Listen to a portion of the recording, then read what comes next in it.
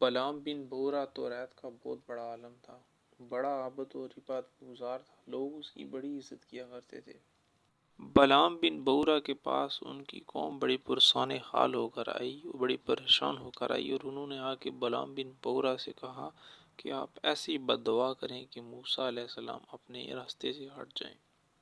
چنانچہ حضرت موسیٰ علیہ السلام کا راستہ روکنے کے لیے بلعام بن بورا اپنی گدی پر سوار ہو کر پہاڑی کی طرف چل دیا۔ چلتے چلتے راستے میں بار بار اس کی گدی رکنے لگی۔ جب مزید بلعام گدی کو مارنے لگا تو اس پر گدی نے اللہ کے حکم سے بولنا شروع کر دیا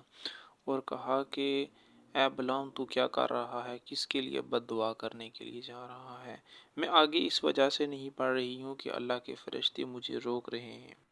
بلعام بن بورا جب پہاڑ پر پہنچ گیا تو پہاڑ کی دوسری طرف حضرت موسیٰ علیہ السلام کا لشکر دیکھ کر بد دعا کرنے لگا، مگر وہ جب بھی بد دعا کرتا حضرت موسیٰ علیہ السلام کے لیے تو اس کے منہ سے اللہ تبارک و تعالیٰ کی ذات اقدس کی وجہ سے حضرت موسیٰ علیہ السلام کے بجائے قوم جبرین کے لیے بد دعا والے الفاظ نکلتے۔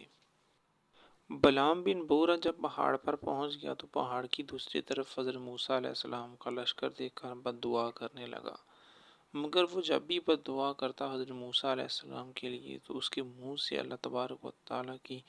ذات اقدس کی وجہ سے حضرت موسیٰ علیہ السلام کے بجائے قوم جبرین کے لیے بد دعا والے الفاظ نکلتے۔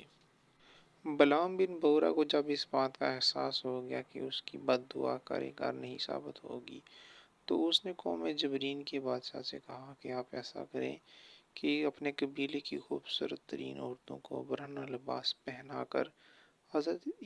موسیٰ علیہ السلام کے قافلے یعنی بنی اسرائیل کی طرف بھیج دیں۔